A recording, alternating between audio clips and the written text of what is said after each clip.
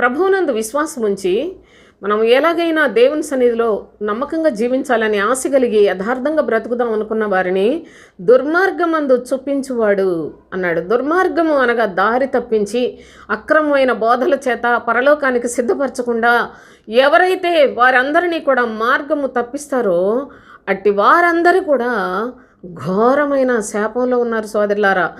అందుకే వారిని ఏమన్నాడో తెలుసా? ఎదుటివారి కొరకు గొయ్యి త్రవ్వుతున్నారు మీరు అని చెప్పాడు. ఈ ఎదుటివారి కొరకు గొయ్యి వాడు త్రవ్వుకున్న గోతులో వారే పడిపోతారు. కానీ యథార్థవంతులు మేలైన దానిని స్వతంత్రించుకుంటారు. అనగా ప్రభు చెప్పాడు, నా గొర్రెలు నా స్వరాన్ని వింటాయి, నా చేతిలో వారిని చిక్కుకున్నాను కనుక నా దగ్గర నుంచి ఎవడో అపహరించలేడని చెప్పాడు. యథార్థముగా భక్తి చేయాలనుకున్నట్లయితే మీరు దేవుని యొక్క రాజ్యాన్ని స్వతంత్రించుకుంటారు. కానీ వారిని పాడు చేయాలనుకునే వాళ్ళు మాత్రం వారు త్రవ్విన గోతులో వారే పడిపోతారు సోదరులారా.